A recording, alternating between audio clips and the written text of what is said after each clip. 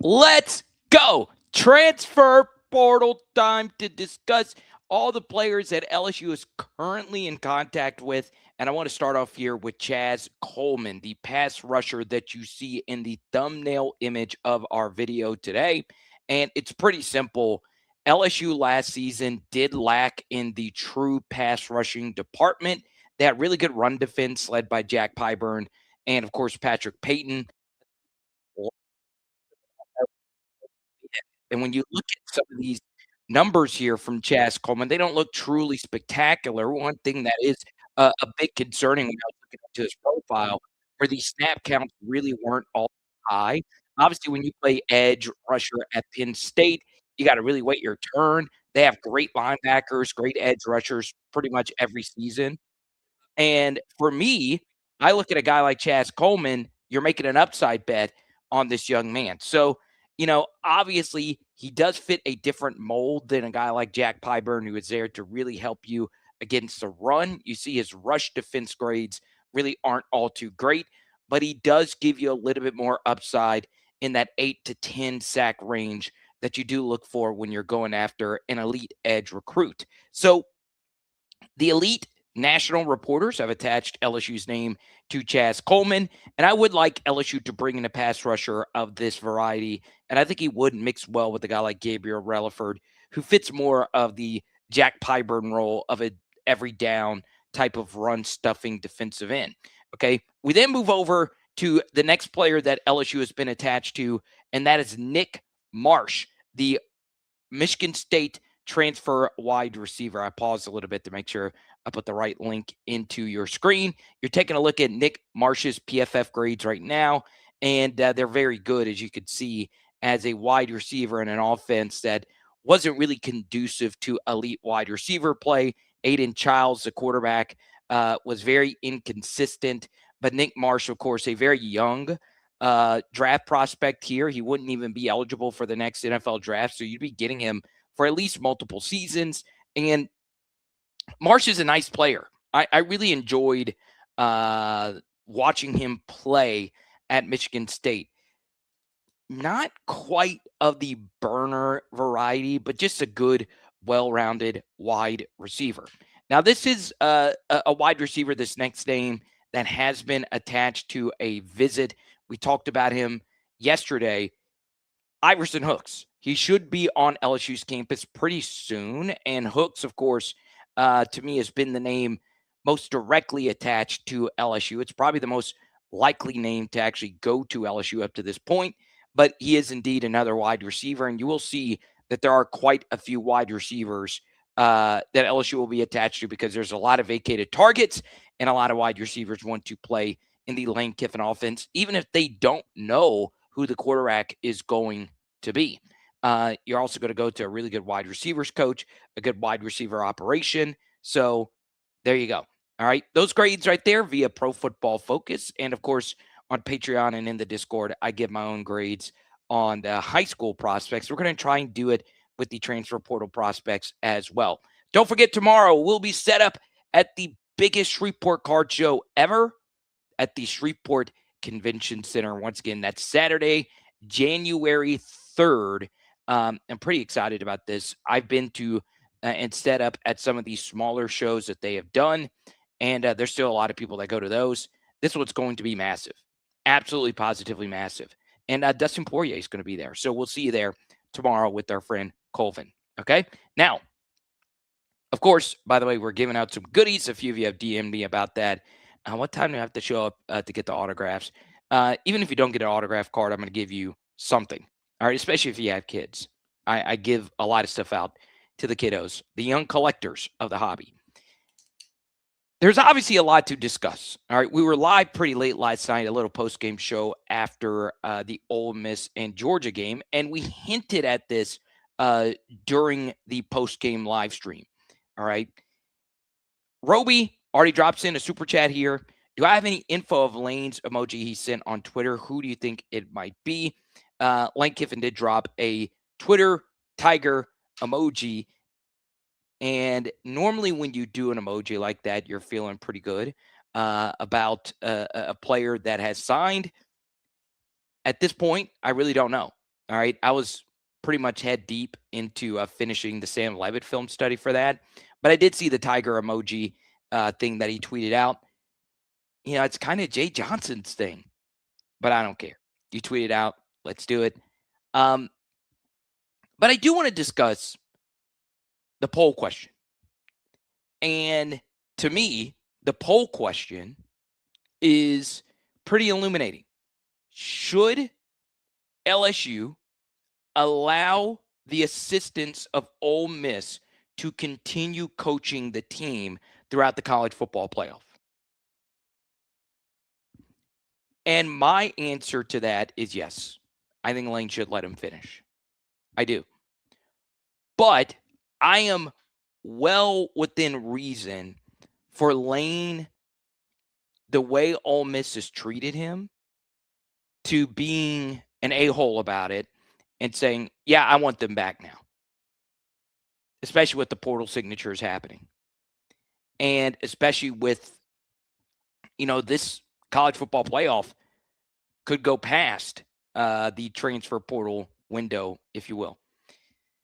I do believe Lane should let them finish coaching, and at the same time, basically leave open that his coaches might be recruiting the players that are on the Ole Miss college football playoff roster, that they could go to LSU. If I am Ole Miss at this point, though, why am I even worried about poaching for next year's roster? Why? My main focus is just winning the whole shebang right now. Georgia might be better than any team left in the format. Many would say it's Indiana, and Indiana probably is the best team. But if you could beat Georgia, you could beat anybody. So at this point, I think Lane should let him keep coaching. I know it's controversial. I know it goes against the poll question. I know that goes against quite a few people in the LSU media. We're sick and tired of the Ole Miss fans. We're all trying to turn the page here. But if I were an Ole Miss fan, and thank God I'm not, I'm actually an attractive human being, I am making sure that my main focus is right now. You are never going to have a better chance of winning a national championship than you have right the frick now. This is it. This is your chance. So I do think Lane should let them finish out. It also helps out your pocketbook. If you win the whole thing, you're getting bonuses. All right.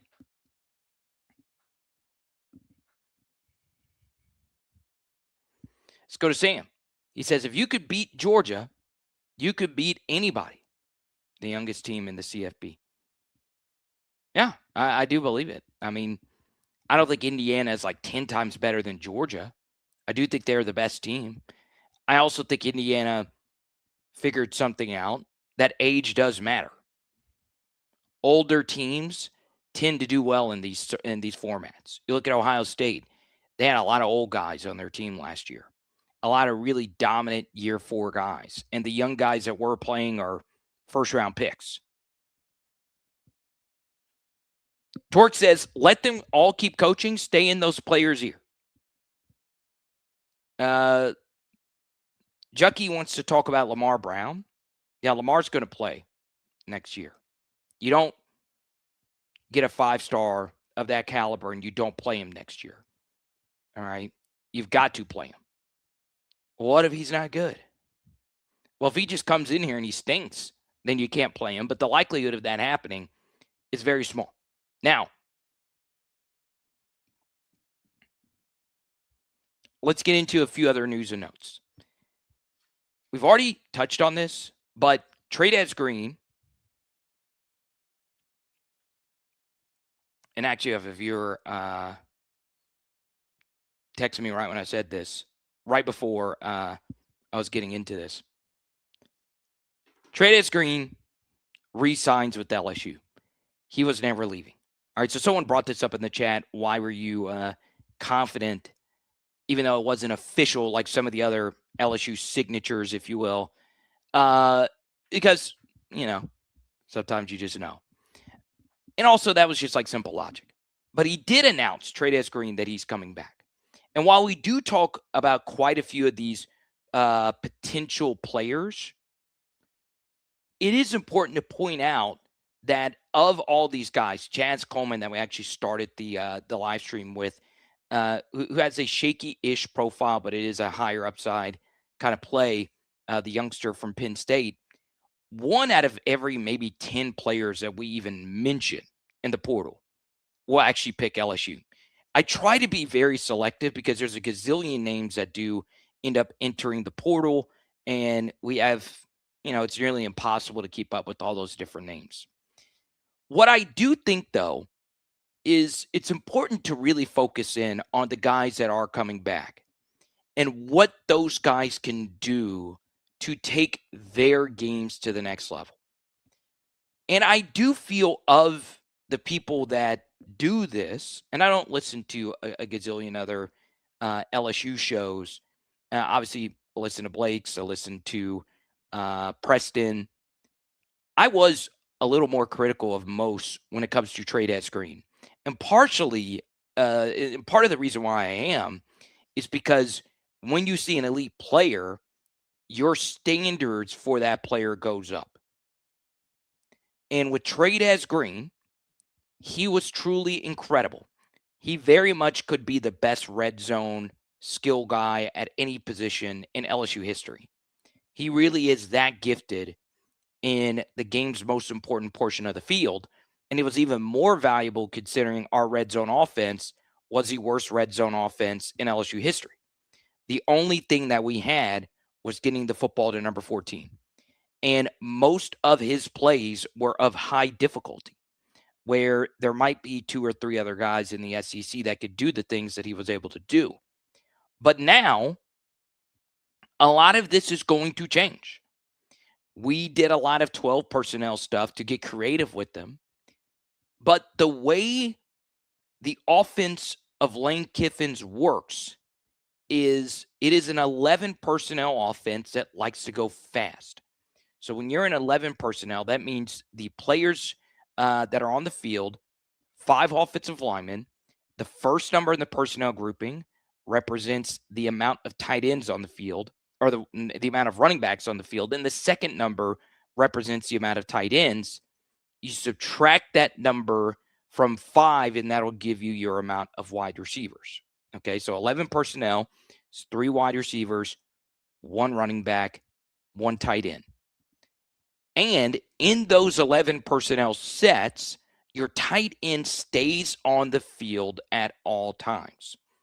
One thing that really opened your eyes to how difficult the tight end position actually is when you look at the PFF grades of quite a few 11 personnel tight ends, they're normally not good in college. And I have a theory. That is the most exhausting position in football. It's tight end. And the reason is you're doing so many different things. Mentally and physically, it's a lot. And I like to give tight ends grace. Let's take Daquan Wright, who to me was the best tight end in the SEC. I know Eli Stowers won everything, but I do think Daquan was that good. And I'm not just saying that because Lane Kiffin's my coach. I've been on this for a while. He made a bad mental mistake, not running out of bounds, and that cost Ole Miss 3 points in that game last night.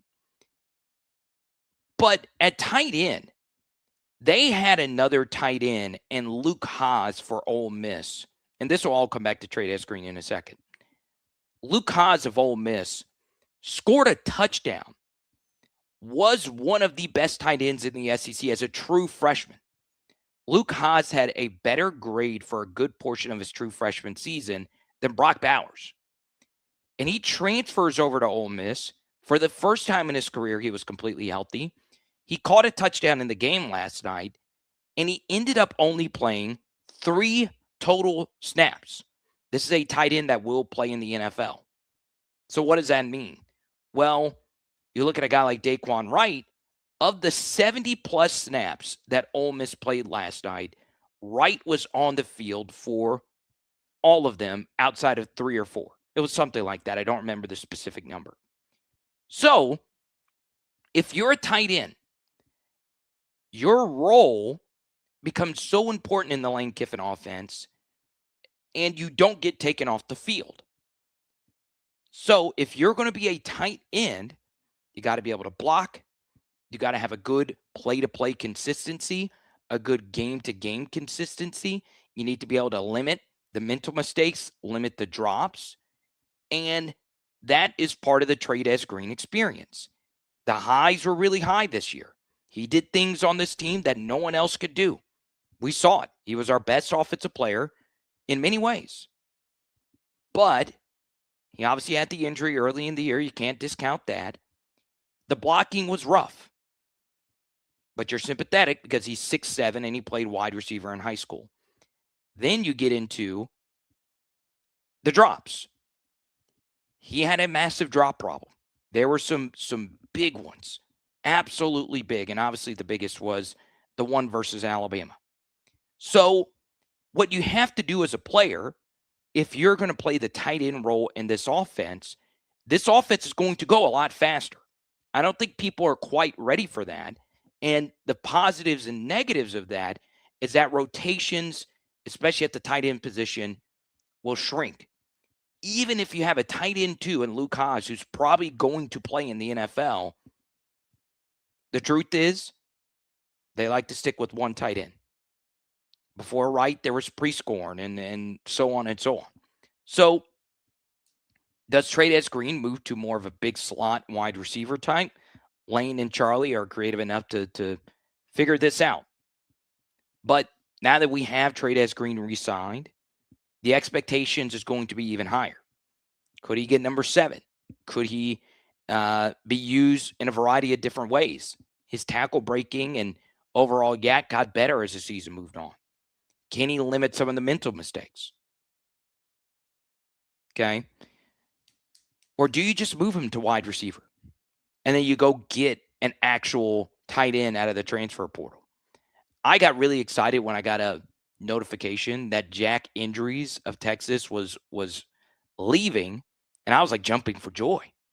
I was getting ready to text one of my guys at LSU, and I was like, we need to go get this guy. And he was entering his name into the NFL draft. I was like, damn. So, I'm excited to see what the Trey'Dez Green experience is going to look like. It's probably going to be very elite, though. All right. Now, we get to a few other supers. Martin's going to bring me a car tomorrow. I'm looking forward to it, man. Lo, thank you for the super chat. We appreciate it. Roby wants to talk some Sam Leavitt to Kentucky. Why would Sam Leavitt go to Kentucky? What is the reason for that? Well, we did our Sam Leavitt film study. It was an hour long, and I had already started working on it. And I went ahead and just re-recorded everything today and put it out tonight. Okay.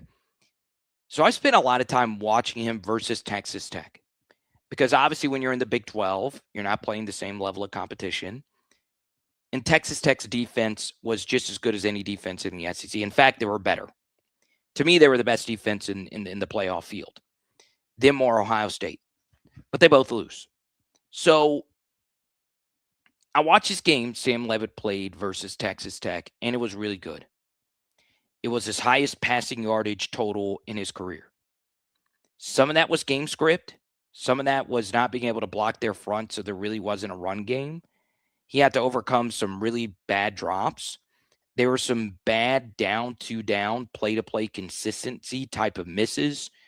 He missed basic swing passes, simple outs, simple reads. I thought there was times in that Texas Tech game he could have been more creative in terms of play extension and all of that. But, man, he was good. He was really good.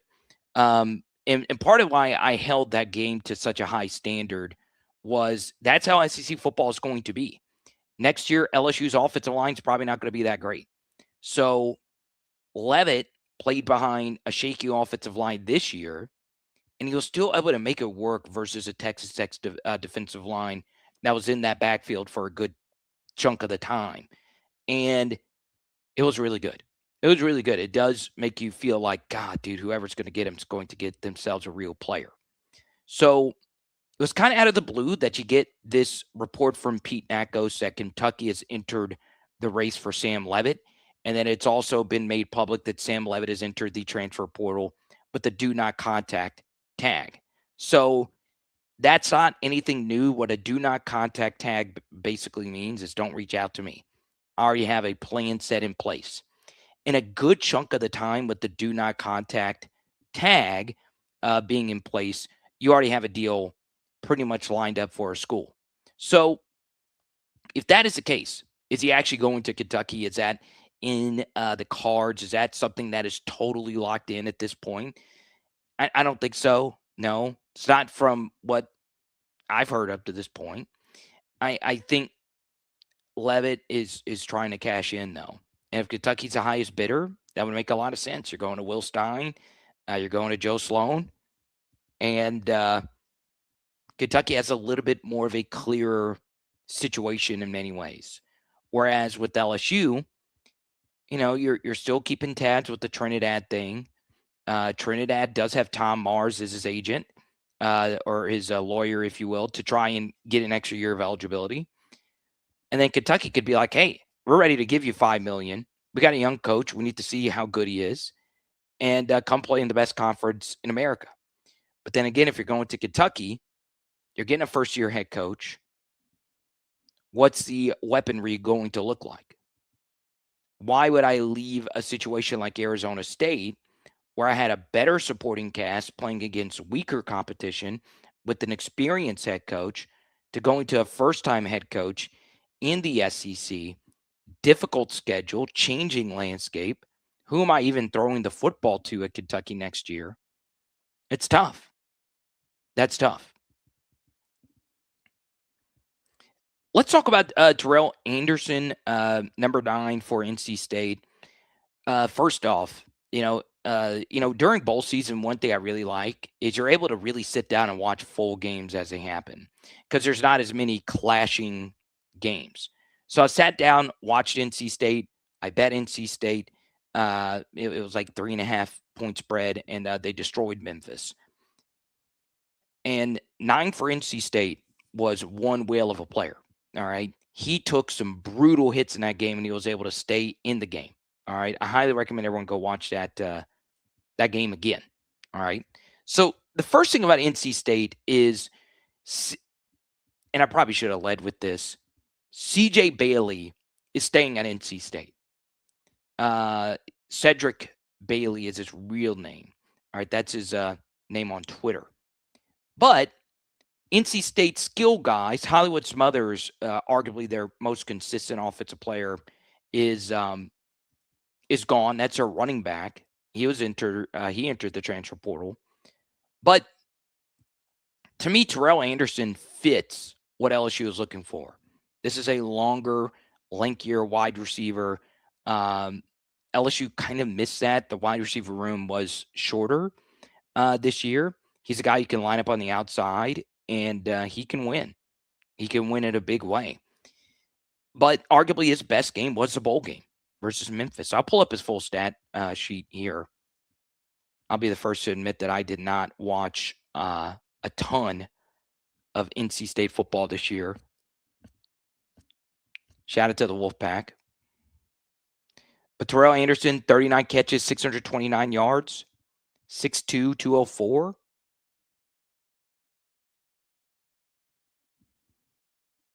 Did get hurt in the bowl game, but came right back. And here is his game log. Actually, no.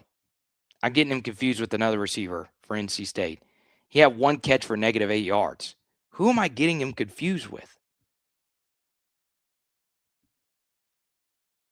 Wesley Grimes. Okay. Was a receiver. I was thinking he's a senior. All right, so take everything back. Unless they change jersey numbers. I don't know. But anyway, Terrell Anderson had 6 catches for 166 versus Duke. I guess because it's the number 9, the number 6. I don't know. Maybe that was just my fluff. um, so yeah, I got to go watch him. I just assumed when I saw his name pop up, that's who I was watching. But that's on me. We keep it moving. Let's go to Cody Champion. Pay Joe Burrow $20 million to come back. LOL. Let's go, Carter. Appreciate the lives and everything you do. Well, thank you so much, Cody. Looks like you're doing something pretty gnarly here. There is a helicopter involved. Crazy. Let's go to Torque. He says Will Stein puts out NFL quarterbacks every year. Really? Every year? He does. Oregon does have a really good quarterback track record. Going all the way back to the Fighting Joey Harringtons.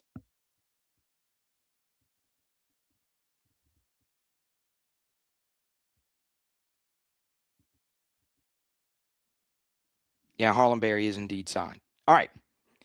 Next thing for the LSU transfer portal window. When could you start seeing some announcements? I really don't know. I feel as if one interesting thing as far as the announcements are concerned is there really haven't been any, like, even though the portal's been open, there hasn't been any like official signatures like being announced or even really leaked. Okay.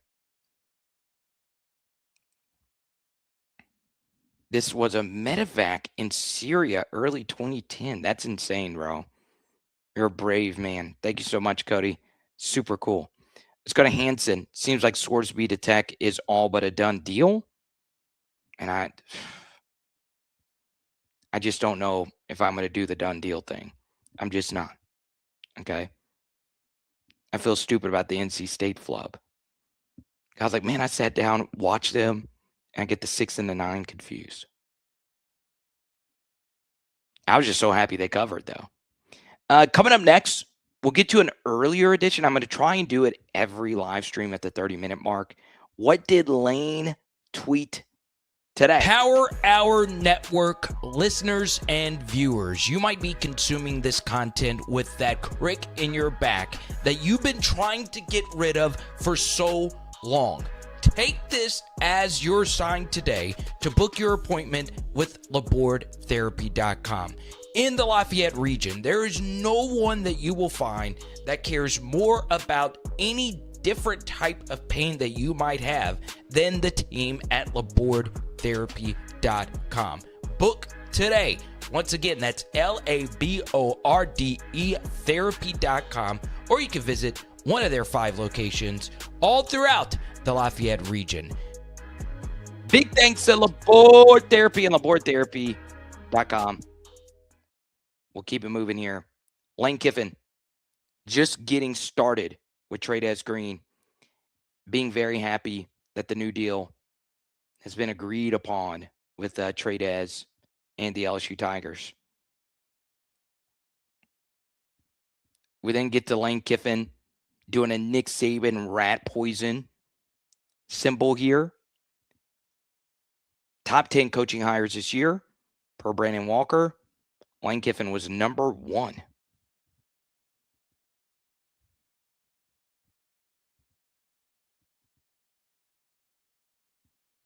Let's go to what Ryan Clark said. If I was Lane, I'd take the LSU job too. But man, what is Lane Kiffin feeling right now? Joy for all the players, says Lane Kiffin. Greatest single game playoff performance by QB we have seen.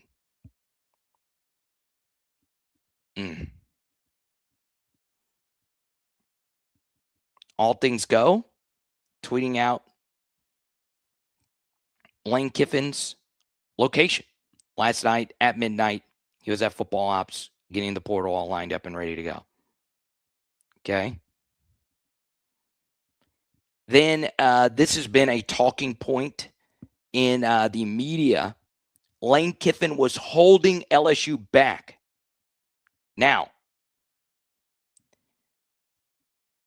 I'll discuss this because Benjamin Watson The most astute analysis in the world was left by Benjamin Watson earlier today, where he of the SEC Network said that Lane Kiffin was holding Ole Miss back. And Benjamin Watson, I'm telling you, when it comes to analysis, there's nobody on the planet Earth that I go to more than Benjamin Watson, who gives you the best, both teams played hard, and the more physical team wins type of analysis you will ever hear. And he said the following.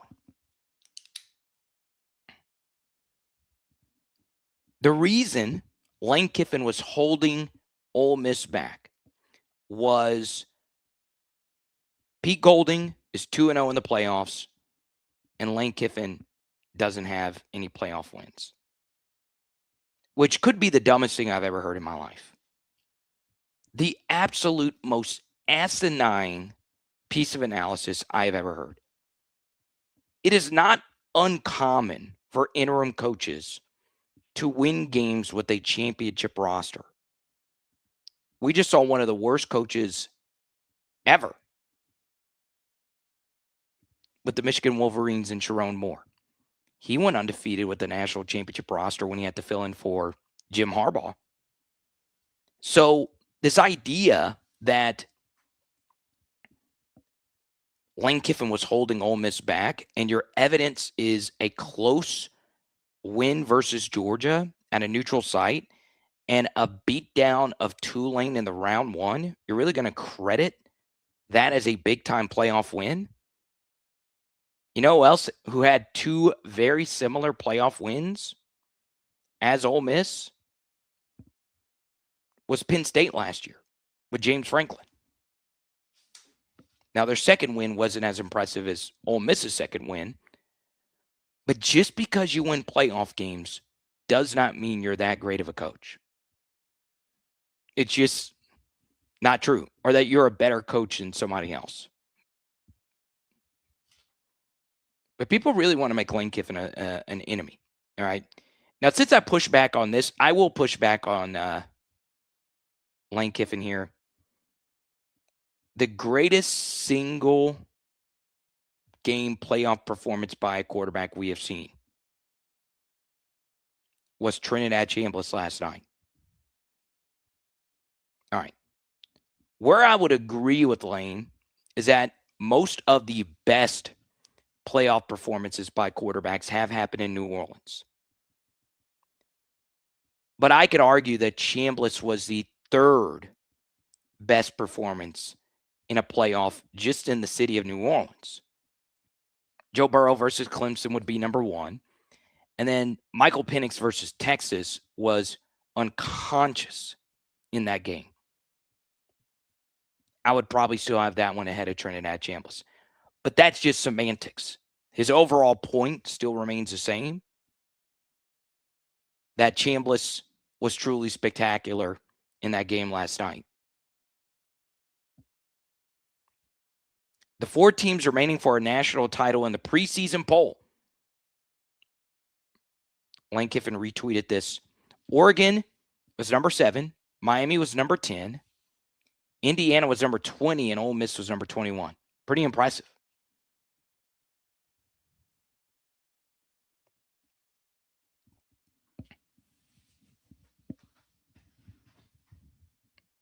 Man, Lane decided to tweet this out again. The best college football playoff QB performance.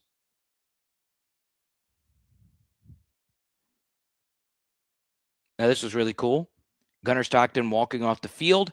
Lane Kiffin tweets out Trinidad being a very good sport. I love me some Trinidad, man. Now, I do want to touch on this. I won't put that word up on the screen for too long.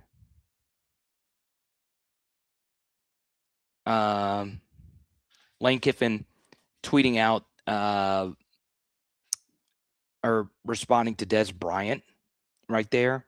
You built one hell of a team. And we touched on some of these tweets yesterday. Now, part of what drives me nuts is like when these big accounts like Old Row in that spot, they tweet out "F you Cookie," and Cookie, for those that don't know, is Lane's nephew. It's Chris Kiffin, who's now on the staff officially for LSU. Um, you don't say that about somebody's kid, even for likes and retweets. And Lane responded, so it gives it more fuel to the fire. But it is interesting with like these big accounts, how much freedom they get to say stuff and it have no repercussions on their brand. If I, a smaller YouTuber, were to say something like F you to a child, I would have serious repercussions. Like if you were a journalist and said that you work for an institution, you're probably getting fired. Crazy to me.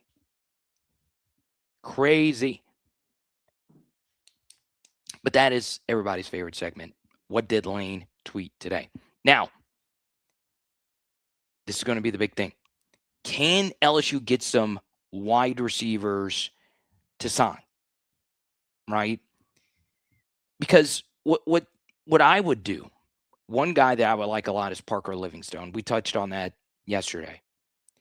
Can you convince Kyle Parker to come back? I don't know. I don't know.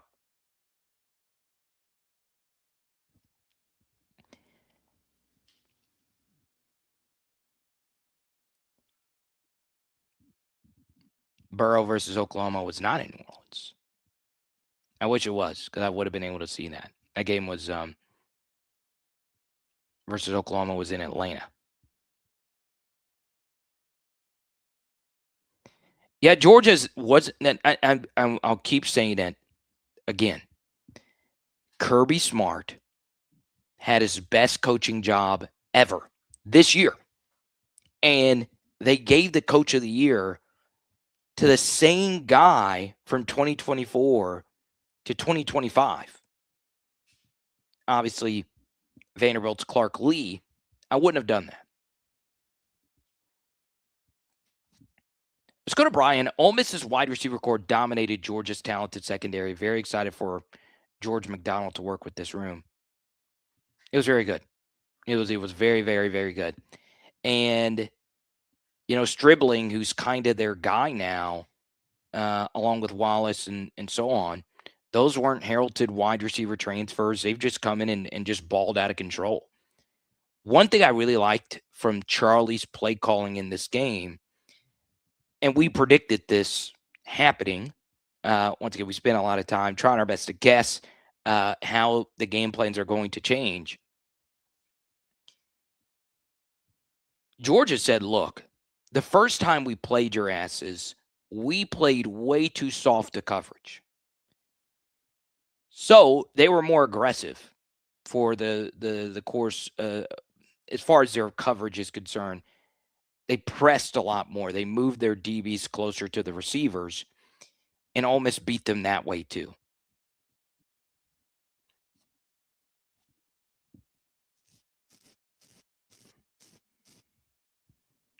Let's go to James. Of the 4 coaches that are signed with LSU, Charlie Weiss is the only one mentioned as staying with them or staying with the team through the playoffs.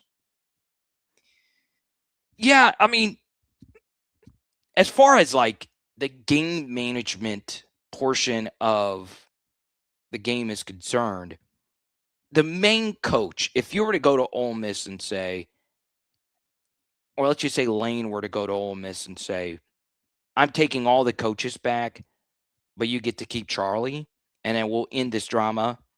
I think Ole Miss says yes to that.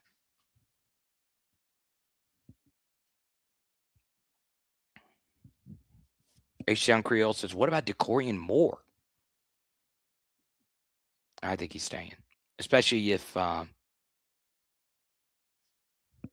Dante Moore stays for another season. Okay. Now, one quarterback who I was a little interested in, but I wasn't going to do a film study on him until he said yes or no to the transfer portal, was Avery Johnson of Kansas State. He announced that he is indeed staying at Kansas State.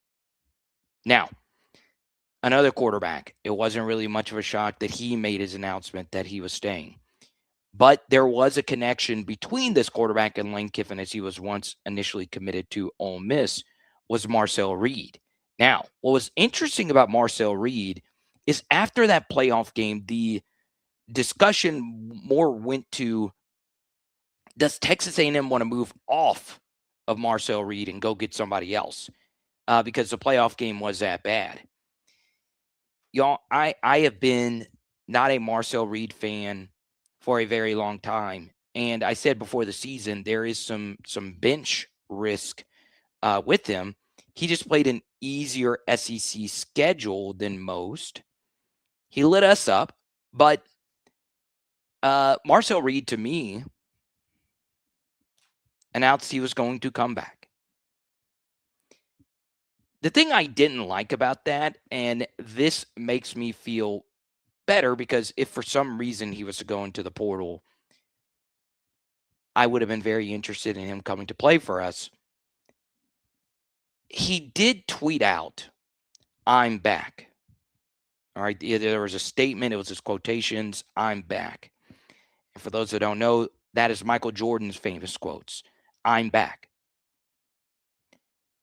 I despise that so much. I really do. And it's not even like an old school, new school kind of thing. It's just you can't lay such a large playoff egg like you did and then decide, oh, yeah, I'm going to quote the greatest modern athlete of our livelihoods. When the NFL right now would be looking at you more as a slot wide receiver. Now, I do think Texas A&M should have brought Marcel Reed back, and I think Marcel Reed made the right decision to go back. But I can really see A&M falling off a cliff next year. I really can.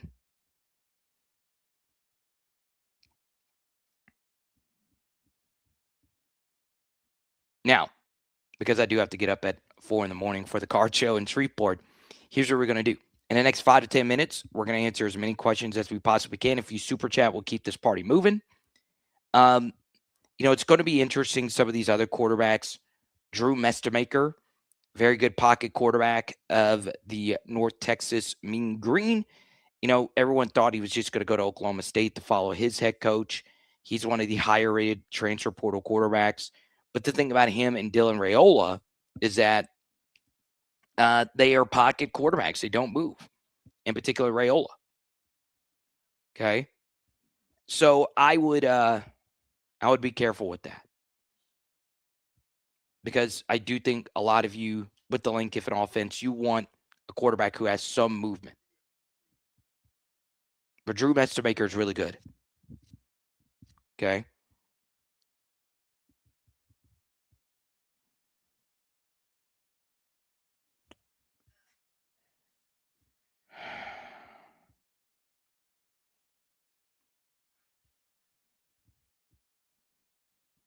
Another one that I thought was very underutilized by LSU this year that entered the portal with 1 year remaining was Donovan Green.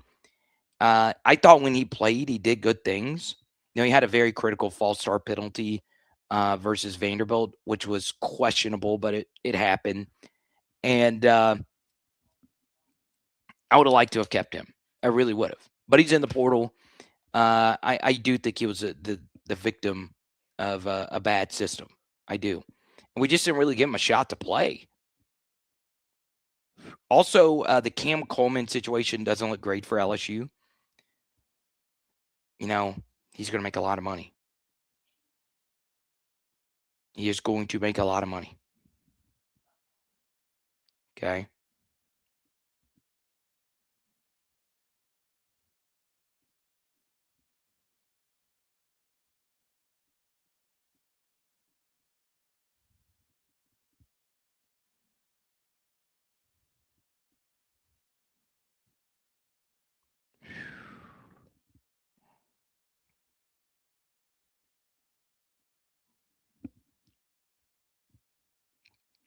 $7.5 million is not cheap for an offensive coordinator.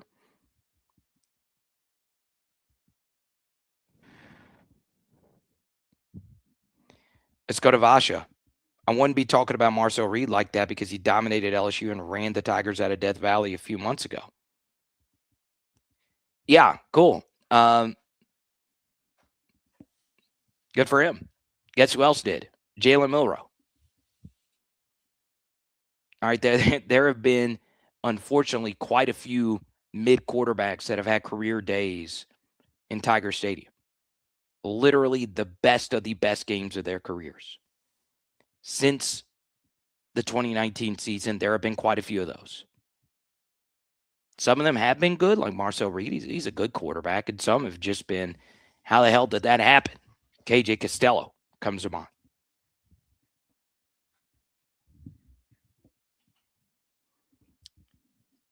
Isn't Coleman asking for $4 million? He should. If you have a school like Texas, and I will say Texas is the one that's really steaming towards Cam Coleman at this point, then you put that number high and see if somebody's going to reach it.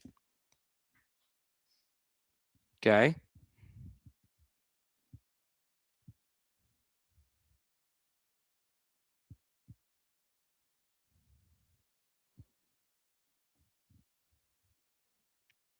What time is the card show? It starts at 8 a.m. So get there. Let's go to Gulf Coast 93. What am I looking to pick up at the card show?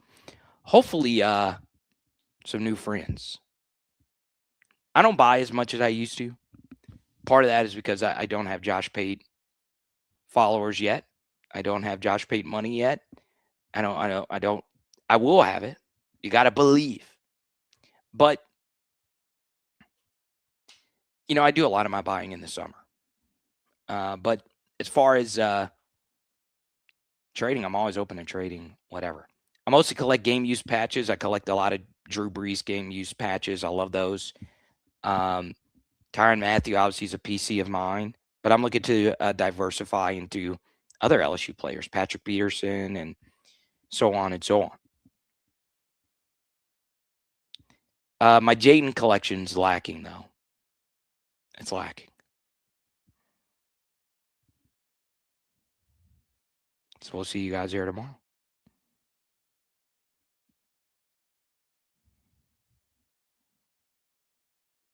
Let's go to Mike Scarborough. That's a good name.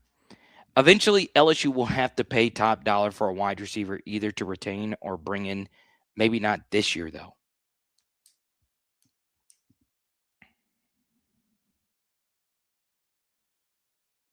James, I'll come see you. You tell me where. I'll buy the flight ticket tomorrow. I will be in Fayetteville a few weeks from now for LSU Arkansas basketball. The wifey and I. Really pumped up about that. Love going to Fayetteville.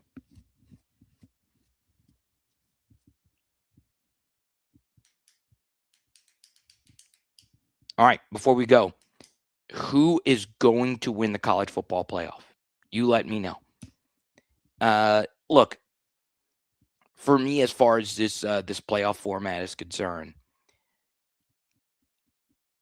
I kept saying Ole Miss was going to beat Miami. I might have changed my thought process on that.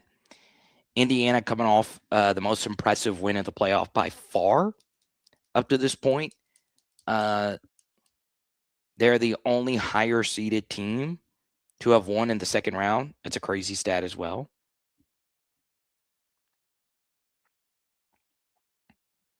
Do I want to do a live stream for the card show? We'll see how that goes. We might do one tomorrow.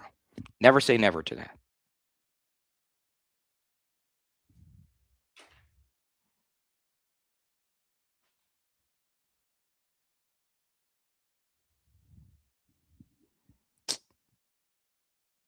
I think many feel that way. Brissett, we don't know, though, until we actually see that happen. Because that's the Jay Johnson thing, right? But I'm hoping tomorrow when I wake up at 5 in the morning for the show that we do have one of those. I want to try and get a Brendan Sorsby film study out on Sunday night. Let's see here.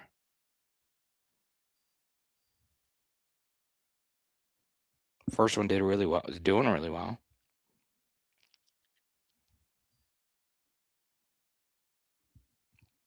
$4 million for a wide receiver, though, is pretty hefty. Let's go to P4. Circling back, I really think Lane should pull back all the coaches, Charlie Weiss included, especially with the tampering claim. Thoughts?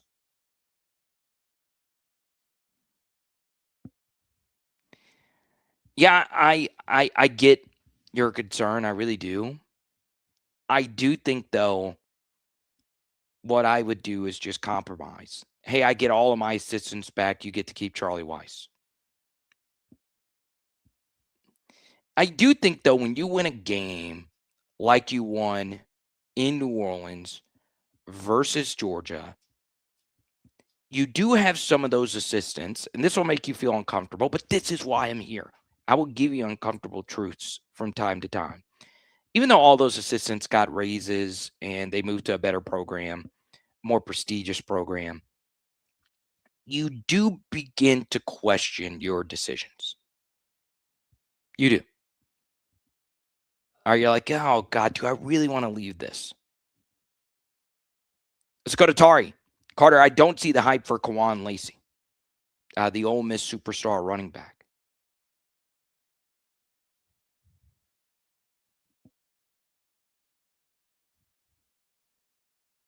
Oh, we got Yeni.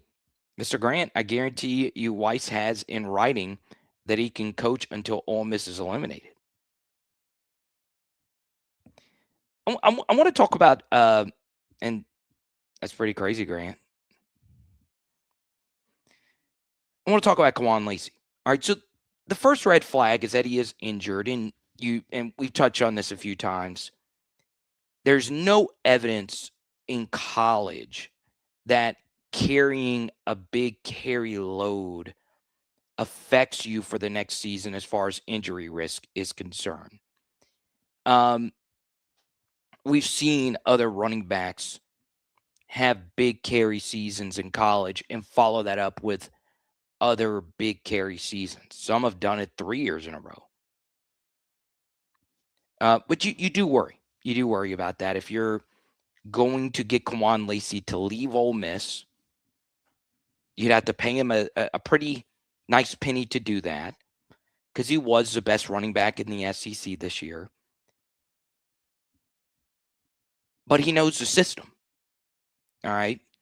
One thing about Kawan Lacey that is not talked about enough, and you pick this up as a film guy, is that his pass protection is good. It's really good. All right. So remember this. It goes back to what we said earlier about Trey'Dez Green. And this is always a friendly reminder. If you tune into a live stream like a little bit later, you can always rewatch the replay. 5-star review on iTunes, Spotify, and all of that. All right. Because you do miss some things. The thing that's interesting with Kawan Lacey is he's good at pretty much everything you ask a running back to do. You need to run horizontally on sweep plays, he's good at that. You need to run outside zone, he's good at that. Setting up blocks, pretty good at that. Long breakaway speed, that's fine. Breaking tackles, he's pretty good at that. The only thing is, once again, the carry load thing, but, once again, the evidence on that is shaky. You do understand you're buying him at his peak. So you do worry about, some ROI on that. You also have Harlem Berry in your room already. So is it worth paying that much when you have a back as talented as Harlem Berry in your room? There are different players. Obviously, Lacey's just a bigger guy, and a guy like Harlem Berry's a little bit more of a slalom skier, if you will, as far as his jukes and his weaving ability. So I don't know. I don't know. I think as far as Lacey is concerned, I would love him to come to Baton Rouge. I would. And I think he would be the main guy. I do. You wouldn't bring him over and not bring him that. All right.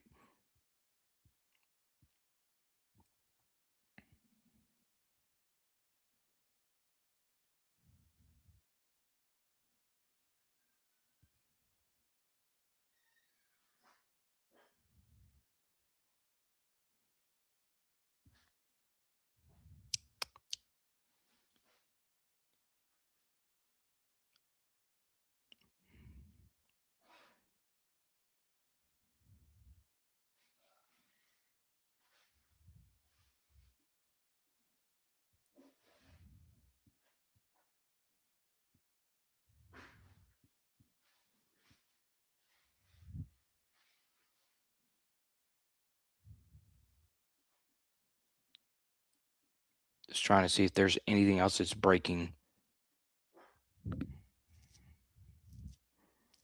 Let's go back to Tari. Carter, Lacey is a good back, but for the price he would demand, I believe LSU could use those resources elsewhere. True. Running back is, out of all the positions LSU has on offense, it is of the least importance. All right, obviously, offensive guard and offensive tackle and quarterback are number one. And then after that, wide receiver. And then to me, tight end, I do think they need to get somebody. But they still do need running backs in the transfer portal.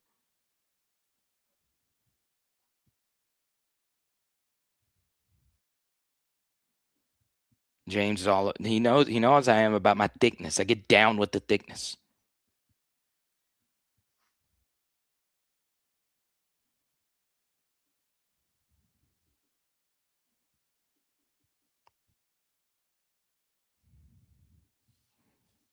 One thing I'm interested in,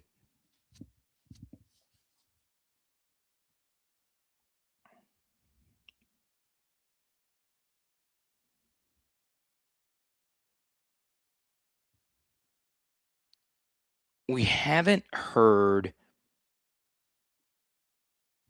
anything regarding Bryce Underwood.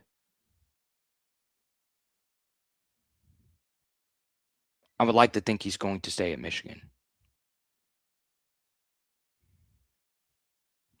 even with the coaching change.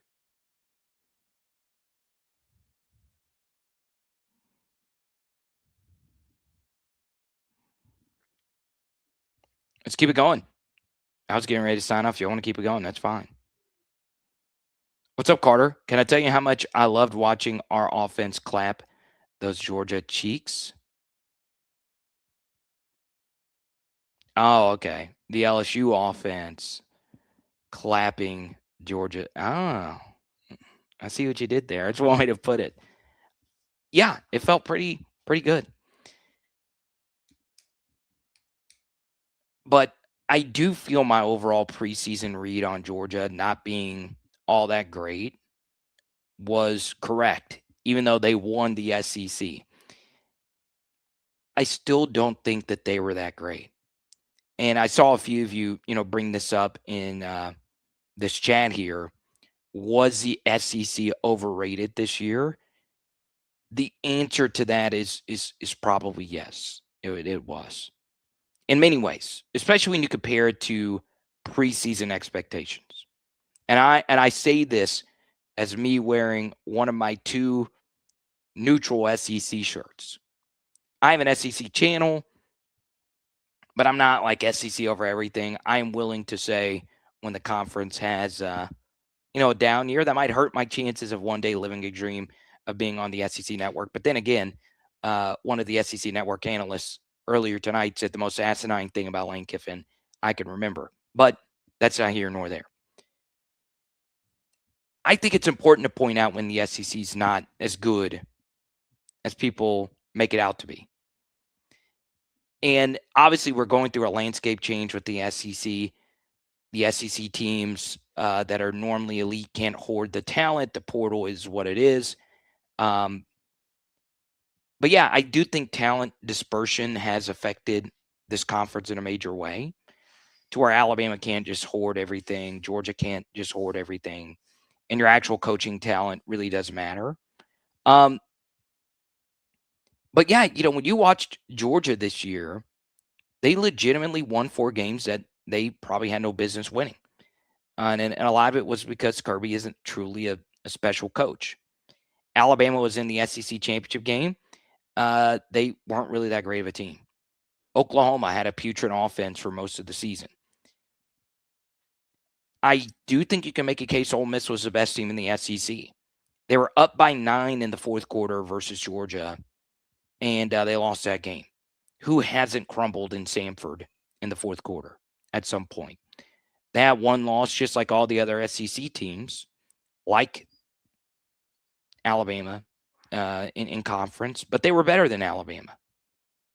All right, they just didn't play one another, and they won on a tiebreaker. Ole Miss probably was the best team in the SEC this year, and that they were that with a very inconsistent defense. I think Ole Miss's team last year would be favored on a neutral field versus this team this year. As stupid as that sounds, I truly do believe it. So I do think the SEC was better last year than what it was this year. And you look, one of the main reasons why the SEC had a down year is that the quarterback play was dookie water. It was ass. It was hot dog discharge. Any of that, it was that. All right. I truly do believe that was one of the big reasons. And you can get into, hey, it was environment. A lot of these quarterbacks couldn't survive the environments that they were in. And you go down the list. Arch Manning had to start his career off, or his season off, if you will, on the road versus Ohio State, arguably the best team or the best defense in the country. Then Garrett Nussmeier, worst offensive line in LSU history. DJ Lagway with a fraudulent coach in a not great wide receiver room. All these really hyped up quarterbacks, none of them exceeded expectations. Austin Simmons is one. Bo Perbula got hurt. I mean, it's almost every quarterback outside of Pavia and Stockton and a few others that truly exceeded expectations. Ty Simpson exceeded every expectation, but also petered off without a run game. This was a tough year for the SEC, and I think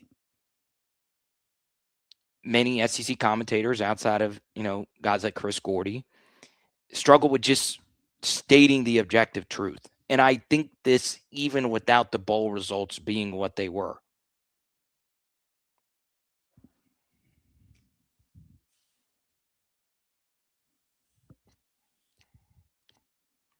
No, it doesn't have to be Hansen. Is QB the first domino when it comes to LSU's moves? I don't think so.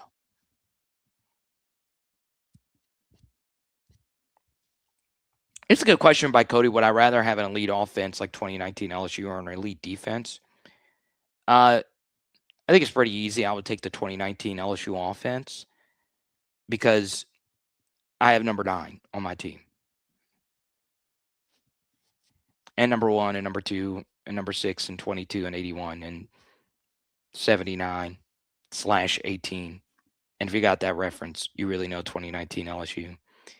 And number 68, so on and so on. But yeah, I think I would take that. I do think you can make a case, though, that what 2011 did, they're the best team in college football history to not win a national championship. They're also one of the best teams in college football history when you break down football as being a team sport.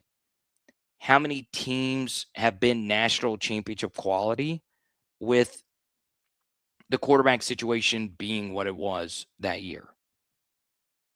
And you lost arguably the best defensive back in school history the year before to the NFL.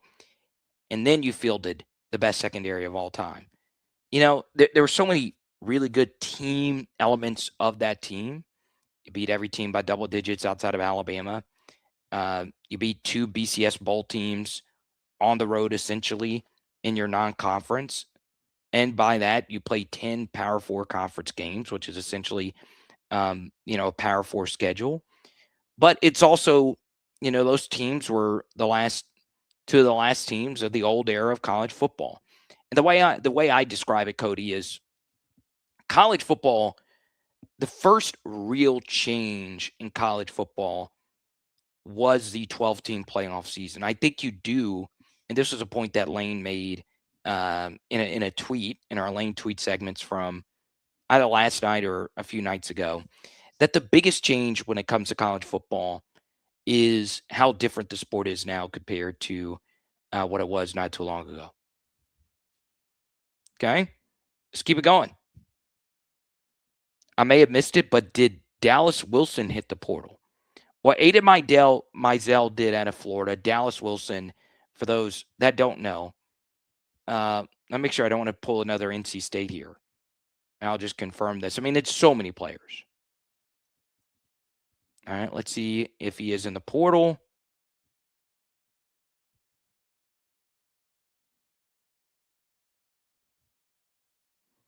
I think he's staying. All right, so Dallas Wilson is probably going to be the most hyped year 2 SEC wide receiver going back to Florida. It looks like the Aaron Philo thing is going to happen. That was Georgia Tech's very talented backup. He's going to visit Florida in the near future. That was Buster Faulkner's old team, Georgia Tech. I like Dallas Wilson a lot, though. I think you can use your eye test and be like, yeah, this dude could be very, very, very watered down Jamar Chase. He's good, though. He is truly good. Look at James coming in hot. Look at that. All right, so James, clarify what kind of film study you want. I'll do it. It's going to be tough to do it tonight, though. I thought about releasing the Sam Levitt one tomorrow, but the people were asking for it. They weren't asking at all. I just wanted to get it out there. But you tell me which film study you want me to do. Do you want me to do a Sorsby one? Do you want me to do? And look, I'll tell you this before we get to Tari Super Chat. I got a lot of CJ Bailey request. So I reached out to someone that covers the ACC really closely. And I was like, and this is stupid considering I got the receivers of NC State mixed up a little bit earlier. I'm going to laugh at that for the end of eternity. But there was there's a quarterback for NC State named CJ Bailey. And he was the single name that people brought up the most. All right. And part of why his name got brought up is that LSU went after a player personnel director at NC State, and now he's at LSU. So many were starting to assume that CJ Bailey, who is dual threat, could follow suit. And the one thing that we have learned with all of this that's happened, that it's not automatically assumed that players are going to follow their position coaches to wherever new place that they go. And this portal cycle has been a pretty strong indication for that. And we could just look at LSU.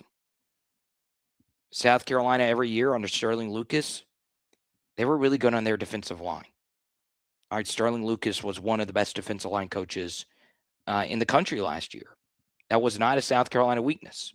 And what were we saying? Dylan Stewart. He got a raise and he's staying at South Carolina.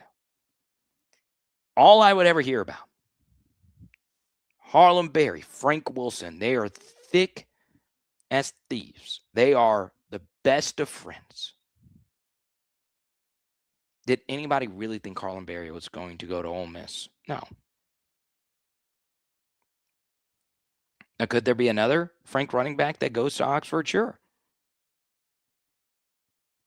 But Now, especially with the culture of college sports being the way that it is, players are going to do what's best for them. And they always kind of sort of have, but it's just where we are now. All right, so James wants a Sorsby film study.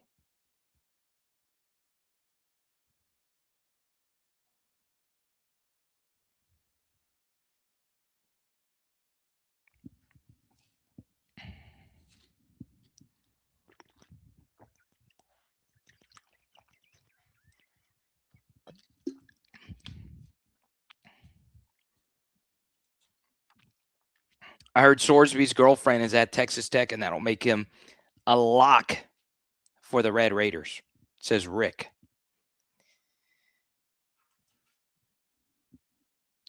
It is amazing. Like, there are a lot of athletes that date girls that go to other schools, and they're able to remain together. So I don't know if that's going to change, right? But you got money. What if a Texas Tech billionaire says, "Hey, Sorsby"? Well, actually, no, that wouldn't really help. But let's just say there's Oregon wants Brennan Sorsby. What if Phil Knight says, "Hey, we'll give the girlfriend a new major, a new dorm suite, whatever."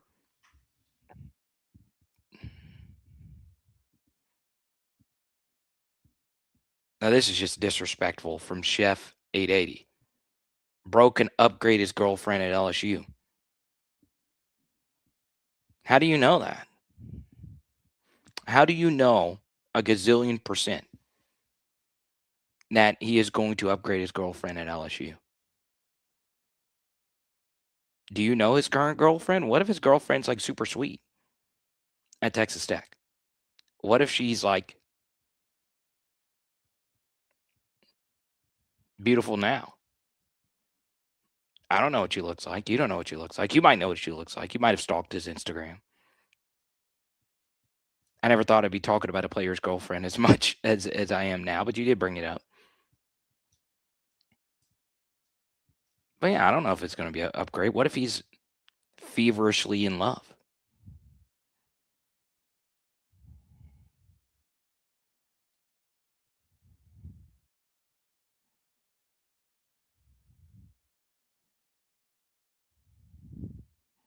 Paul Skeens did. Doesn't mean anything.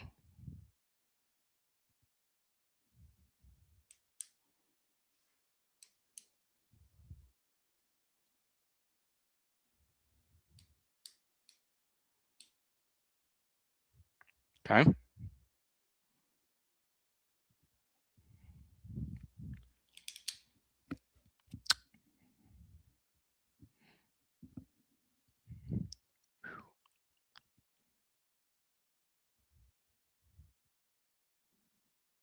Burrow was going to Cincinnati because his girlfriend was there.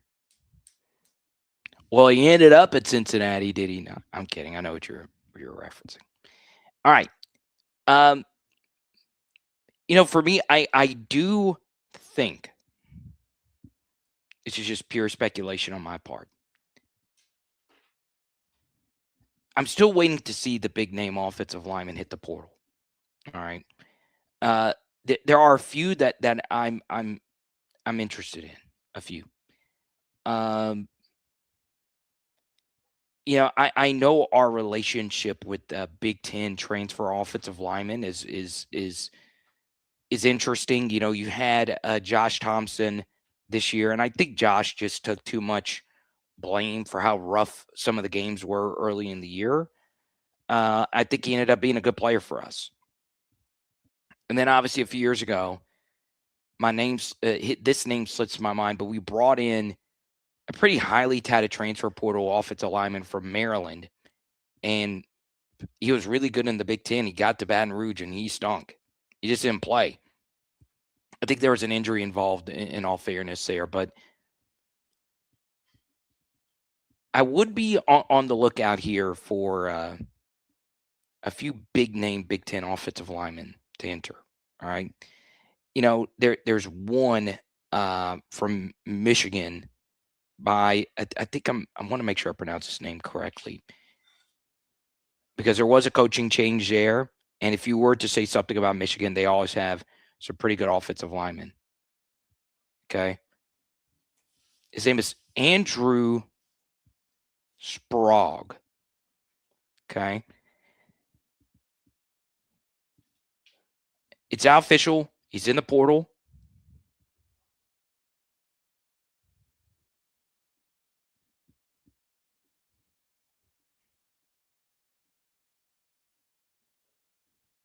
These are the kind of guys you want to get. All right. All Big Ten transfer portal offensive linemen. It wasn't really a secret that Michigan's offensive line was really good. Even with some prehistoric offensive coaching, they were able to move bodies, run the football with Justin Haynes. And once there was a coaching change, this was also just some scuttlebutt. Everyone knew that the offensive line of Michigan was about to be raided. All right. Because this was a quality offensive line that recruits really well from, a Harbaugh descendant, if you will. And there's a coaching change, and these guys know that they're going to fetch a premium. So, wink, wink, nod, nod. If I were LSU, I'd get on the phones, reach out to his representation. Thank you so much, Tari. I appreciate that.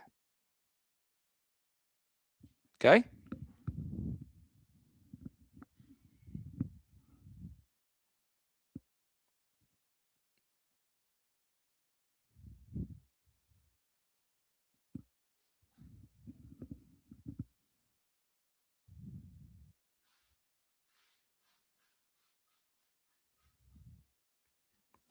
Now,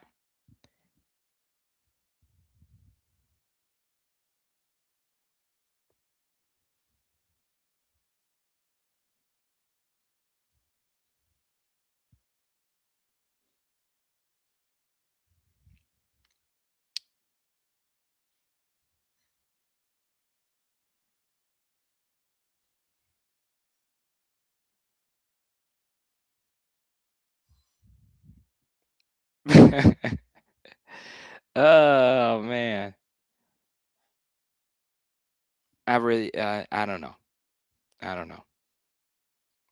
I would I would call Andrew Sprague's agent right now.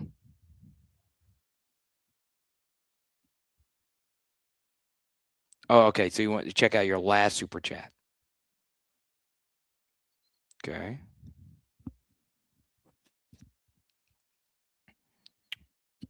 Carter, how do I feel about our head coach still being attached to his previous employer? He's helping them and still showing love. Move on. All right. So here's the truth, Tari, about that super chat. It's a very, very, very good one. The thing that makes college football very, very, very difficult is that there truly is a volatile level of unpredictability in the sport. There always has been with the college football calendar being the way that it is now. But you knew when you started in late October into November when Lane was by far your number one guy, that with Ole Miss being in the playoff, you were in a near lock situation of dealing with a lot of volatility. The problem here is that with Ole Miss being where they are in the playoff now, it's made what was already a chaotic situation into a more chaotic situation. All right. The plot of this went from, a Hallmark movie, which is pretty predictable, Brian Kelly getting fired. And then the plot got rocky. You had a lot of drama. It started feeling like a Real Housewives of New York type of situation where you had the governor and then you had this, that, and the third happening. It felt like reality TV. But now we are in the Breaking Bad phase of where we are right now. Okay. I didn't say that smoothly at all. We knew that this was going to be a chaotic plot. But now Gustavo Fring is into the situation here. You have a new man in town in Pete Golding. He has these guys believing. And you now have all these different moving parts. And the problem with saying that Lane Kiffin should just move on is, number one, if he were to do that, you would probably want him to pull all of his coaches to get to Baton Rouge. The double duty's working just fine right now. But for you, let's just say Verge Osbury were to go to Lane Kiffin and say, hey, it's fine and dandy, but we're just a little too Ole Miss obsessed right now. Can we chill with the Trinidad and Tobago flag emojis and all of that? The problem with saying, hey, cool off on that is that you were also the same school that said you can coach throughout the course of a playoff as far as you want them to go, as far as you can go. We want you to finish what you started. So to then say, hey, now that they did what they did to you, you got to leave that behind and not watch them at all. It's kind of tough because we're obviously waiting on some Ole Miss players to come over to LSU. Do they or do they not? I don't know. But you're not the only one that feels that way, Tari. All right, I could tell you of one prominent LSU needle mover. He's tired of all of this. He's ready for all the coaches to just get to work and not have anything to do with Ole Miss anymore.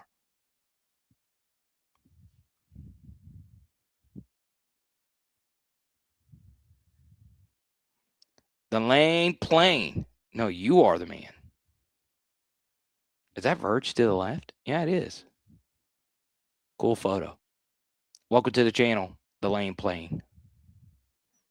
Sprague is from Missouri, closer to Michigan from Louisiana. He's about to make a lot of money.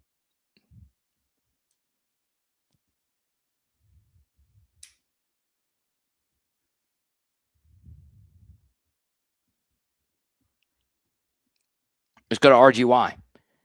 Also, assuming he gets the waiver, we're the front runner for Trinidad.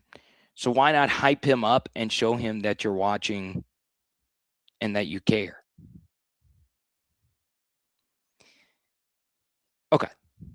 The Trinidad situation does get a little spicy here. All right. So let's take a look at it from a few different angles.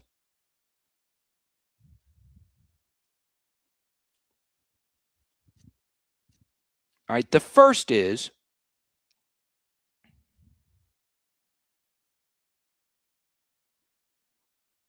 that's old. There's no way that draft board is what it is now.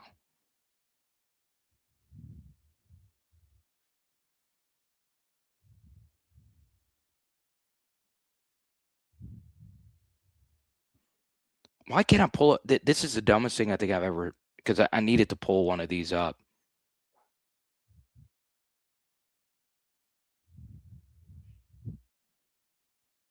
I was going to pull up a list of the QB draft prospects, but apparently no one has a decent one, or maybe I'm just completely out on this. Yeah, okay. Most people have that. Interesting. Quite a few of these sites still have Garrett as a top 5 NFL draft prospect. That very well could be the case. I'm being serious here. This is a weak NFL draft class. All right. So if you're a Chambliss, you're like, man, I could be a first round pick now. I have played a lot of snaps. I mean, how many NFL draft quarterback prospects are you taking a gazillion %? over Chambliss right now. Are you really taking Mendoza over Chambliss? I don't know.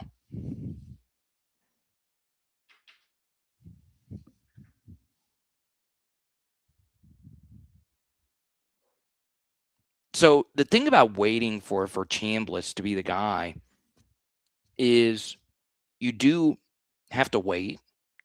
Chambliss is in a really bad spot right now, while at the same time being in a really good spot. Number one, could he get the waiver? He very well could.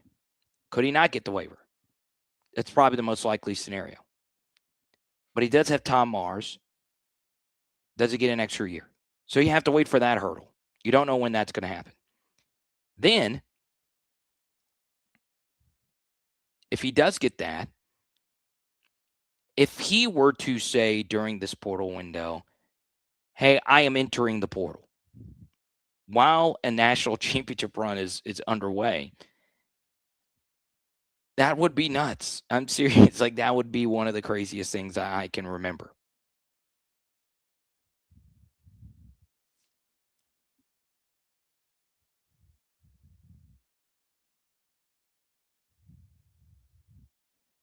Okay, Crossroads. Okay.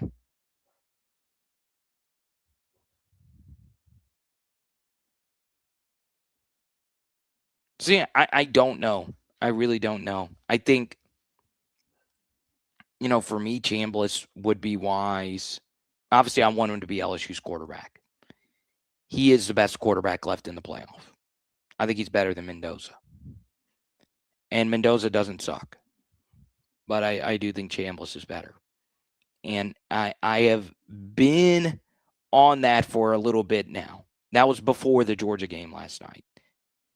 Even though I pushed back on Lane's comments about that being the best playoff performance by a quarterback. Nah, I don't know about that.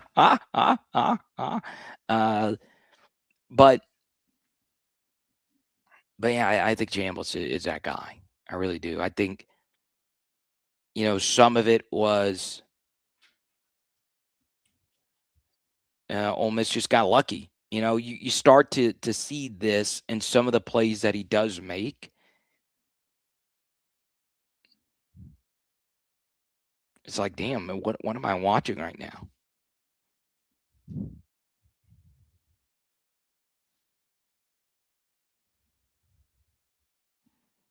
What about my dorms? Mahomes? Mahomes? Oh, are you talking about Dylan Raiola?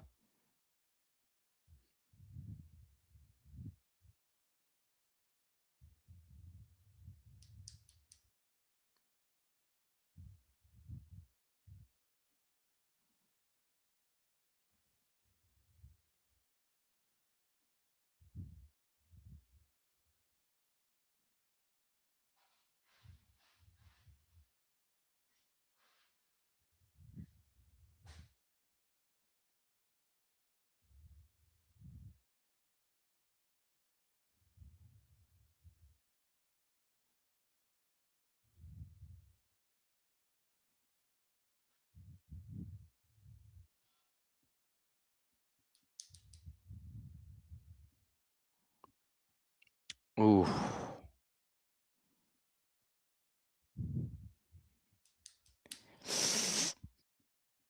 We haven't talked a whole lot of men's basketball, but Toy Loy Brown of The Advocate is reporting that Dedan Thomas is doubtful versus Texas A&M tomorrow.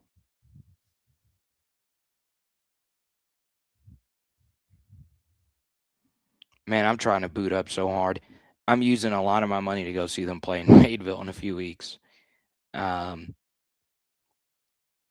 I just don't want us to suck. That's just it. I just don't want us to suck. I want to make the tournament so bad. But we'll do more men's basketball stuff once the portal ends. Okay. Another backup that's entered the portal was Kylan Billiot and Ethan Callaway. Deeper cut backups, but both of them were top 150 recruits, and they didn't do anything at LSU. Kind of hard to blame Billiot because, wide receiver was such a logjam. Okay. Now, this is music to my ears. All right.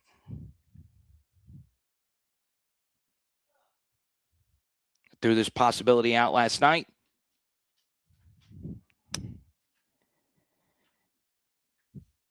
My guy Coy Parrish of I know I'm butchering his last name, of Minnesota, a wide receiver safety hybrid. He plays more safety than wide receiver. Has entered the portal. This kid is good. He also could be your punt returner next year, which you're losing 3 really good punt returners, or just 3 really good returners in general. That kid can play.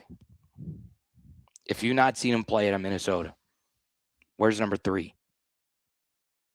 I do think the preseason hype on him was a little bit more than like what was actually on the field. But then again, you play at Minnesota. I mean, there is no program that is more 7-5 than Minnesota. So they're never bad enough for you to even look at them and see which coach are they going to go get next. But they're never great enough for you to look at them and be like, dang, look at Minnesota. But he was their best player on the team going into the season, and he's obviously the most coveted asset. So apparently LSU is now in the mix. All right. I like him. And I would love another safety in our room. Okay.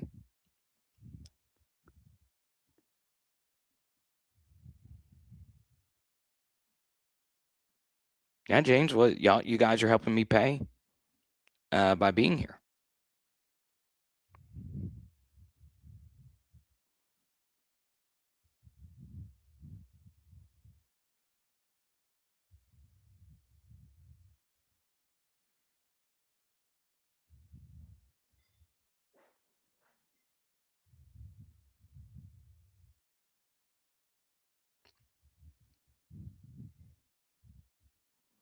All right.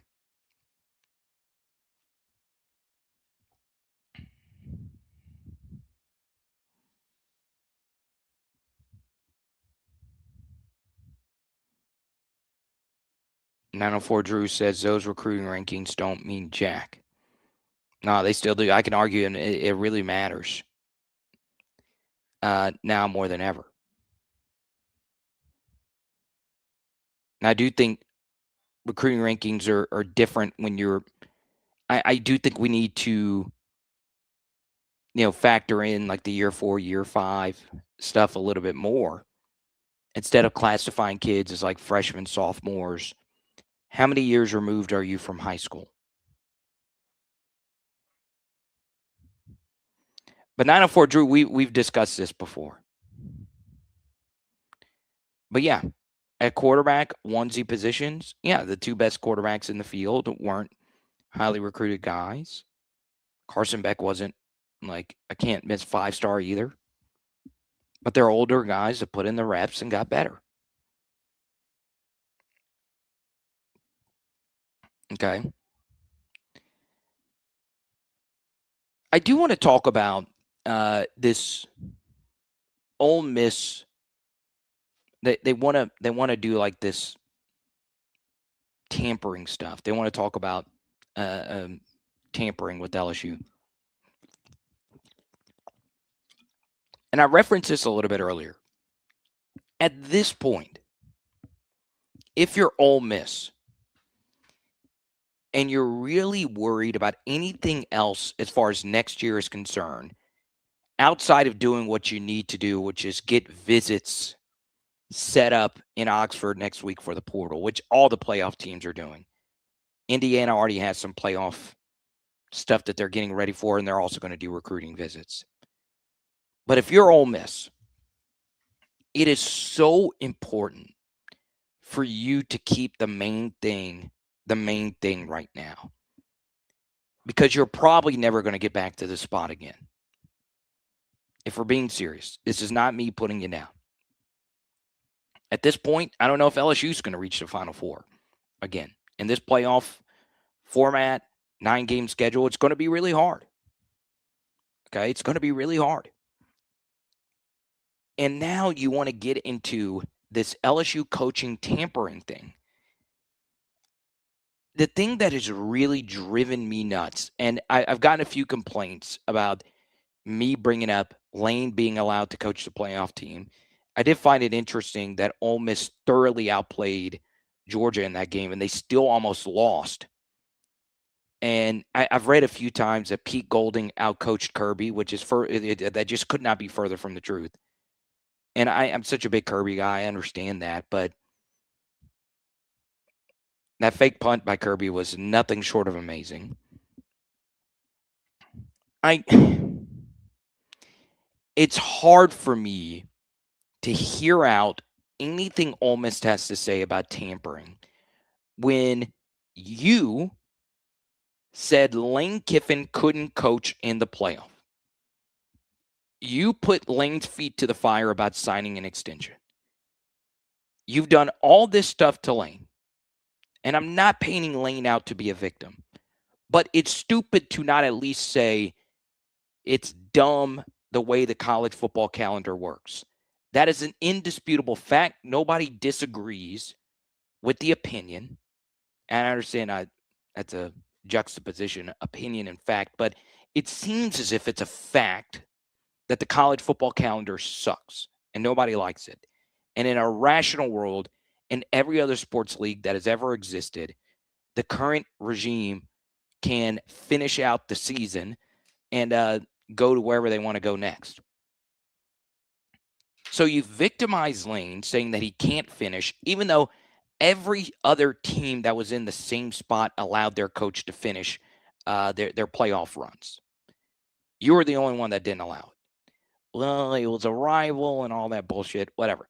Then you're like, well, all 7 of the assistants that are going to LSU, we're going to allow them to coach with us in this playoff run.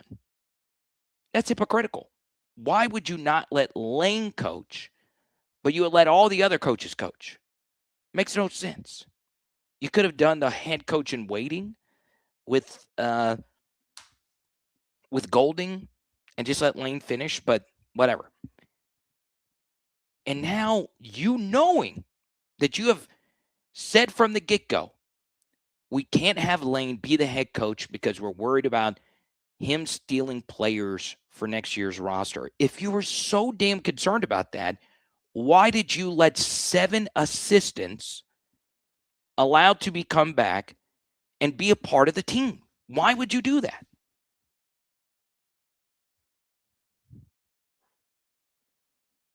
It does not make any sense. So if Ole Miss is going to do the tampering stuff, which is still the wildest claim to make when everybody does that,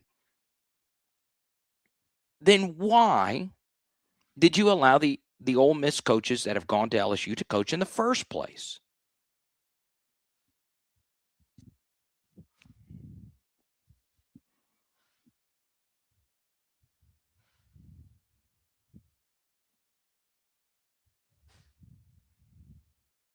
Exactly, Ronnie. It doesn't make any sense. You can't have it both ways. You simply can't do it.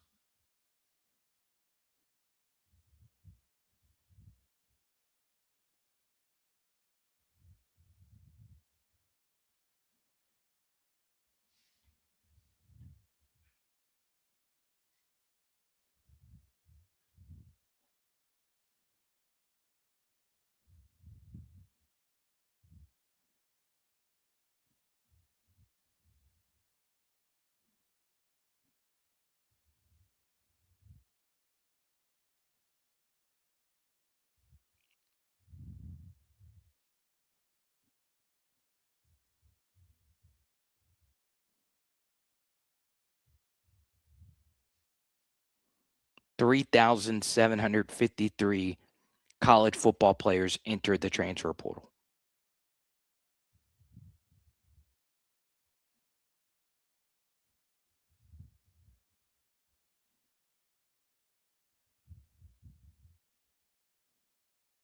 Crazy.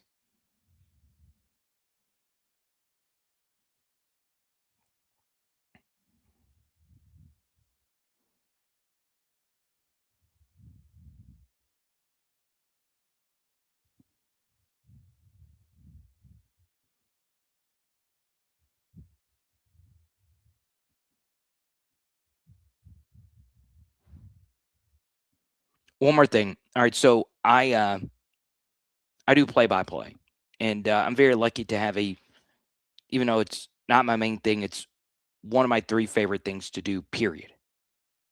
This play by play and watching Joe Burrow highlights. Those are my three favorite things to do on the planet. Okay, and walk my dogs.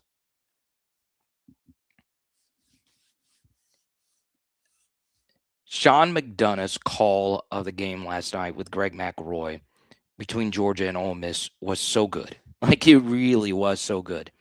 And it makes sense. I mean, this guy's been calling games since the 80s. But damn, he's good. They are so, so, so good. All right. And, I take a lot of pride. I do a lot of prep for my broadcast. But damn, dude, Sean McDonough is an absolute monster. Absolute monster. And it's interesting because Gary Danielson retired. He was good. But LSU fans hated Gary. Hated him. Don't know why.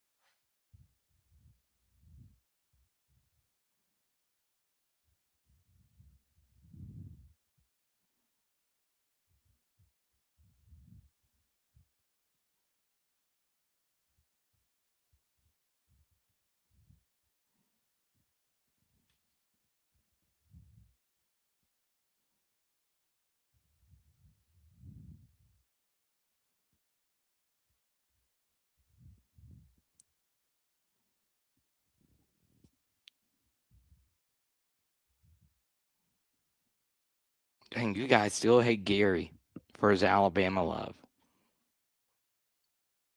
I don't know.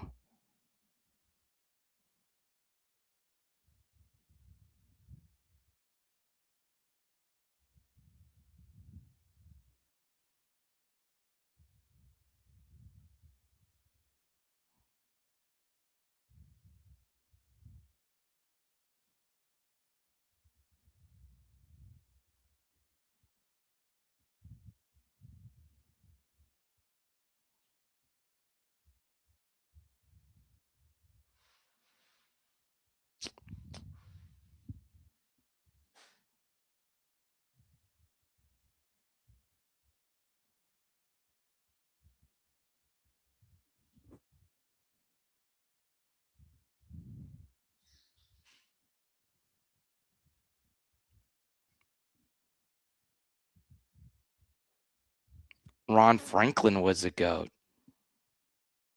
Oh, Ron Franklin. I don't know how big of a Ron Franklin.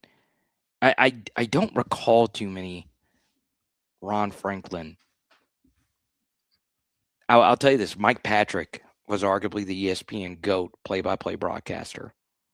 I loved me some Mike Patrick, R.I.P. Dude, and he always had great calls in Death Valley. He called the LSU Auburn game. '07 game.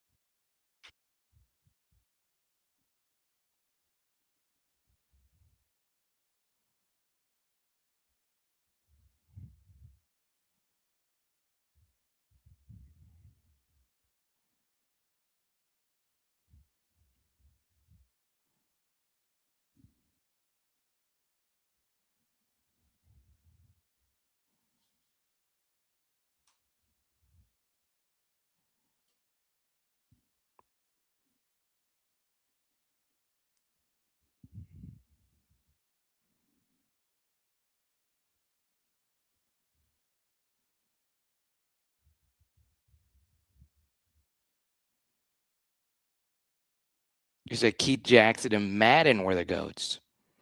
Brent Musburger for all the Tostitos. Pat Summerall was good too. Kurt Gowdy?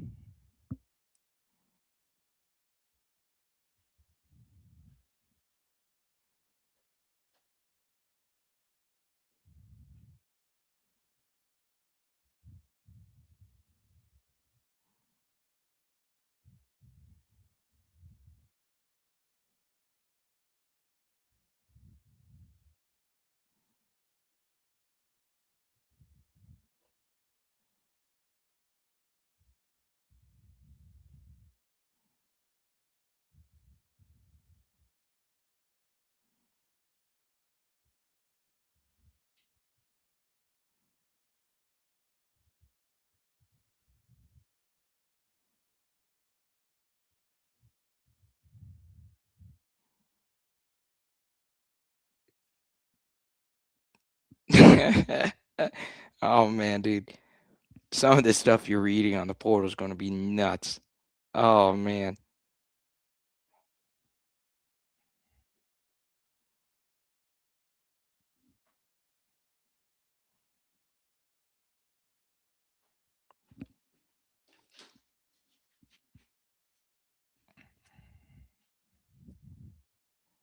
How far do I think this actually is a good question from the LSU Monster. How far does the 2007 LSU team go in the 12-team playoff? That's my favorite LSU team, personally, ever. And yeah, that might have gone tough. That might have gone tough. That was, many consider that to be the luckiest national champion, the only two-loss national champion of the pre-12 team playoff era, the BCS era, whatever. And they had a lot of things go their way. They played in so many close games. They trailed in so many games. I think they were down by double digits in 4 or 5 of their games, and they actually won all of them, all the ones that they were actually losing by double digits in. Um,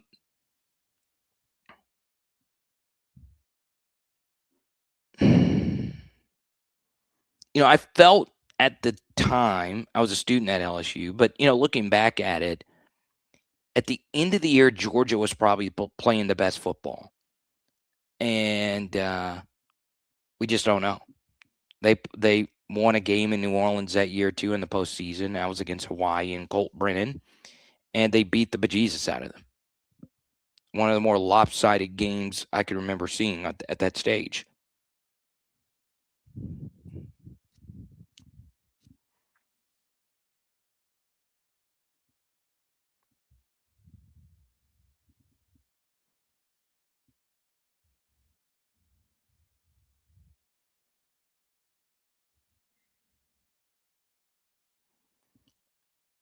Black Raider Steel, welcome to the channel. He just come out of nowhere with a pretty fired up Miami rant. This might be a Michael Irvin burner here. Les Miles would understand. I don't know why you would say Les Miles would understand when like, let's put you in a body bag in a bowl game. But that's not here nor there.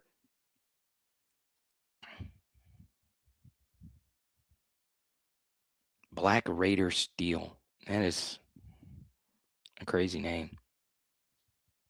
Ronnie says, how did Dixon McMacken get his job? Did they have tryouts for the PA announcer? True story, I've never shared this before. I might have. We go on all these random rants late. I tried out for an LSU PA announcer gig. It was for like one of the smaller. It was for I think it was for volleyball, maybe. And this is what happened. They had a public tryout, and I didn't know about it. And they didn't like the tryouts. So they asked me and another person who I knew that did radio.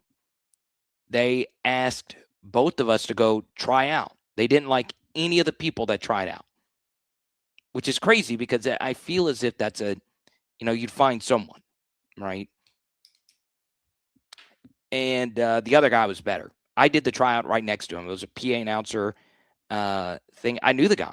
We both did the same thing. I won't say who this is because I don't know what happened to him. I know he moved, but he kicked my ass in that tryout. He was good. I thought my tryout was okay. I wasn't nervous or anything. It's just he was a really, really, really good PA announcer. And Dixon's good too. I like Dixon. Dixon and I were friends at LSU, but I don't know if they did a tryout. I shared the Dan Bournet story from a few weeks ago. I'm very happy to call him a friend. He's a friend. So there you go. But Dixon's a really nice guy.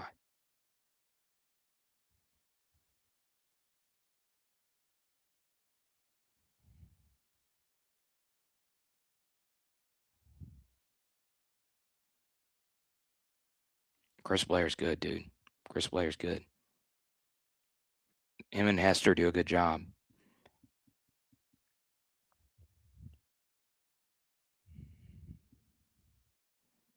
Am I a fan of weather? Yeah. Call me Al Roker. All right, y'all. That'll do it for me. Thanks for all your super chats. It was a lot of fun. I didn't know we were going to go full 2. But don't forget, early in the morning, I will be in Shreveport, Louisiana for the Shreveport Card Show. We will see you there. Okay? We're going to try and get a Brennan Sorsby film study up by Sunday. And happy Portal. First day. Not a whole lot of fireworks. Not too surprised by that. There really weren't any fireworks anywhere. No commitments, no nothing. Because, everyone's trying to get their visits all lined up. Okay? It is Power Hour. LSU. Boom. Tonight, we are doing Cajun turkey sandwiches. After watching now, you want to go watch our Sam Leavitt film study. Make sure you check that out. And we'll talk to you soon. Big thanks to all our super chatters. Roby, Martin, Mr. BT, Joey B, coming in hot via Cody, Golf, P. Foy, Tari, RG, Jerry, James, our top super chatter, Jerry again, Tari, Cody, Hanson. Thank you guys so much. Tonight we're doing Cajun turkey. Let's go.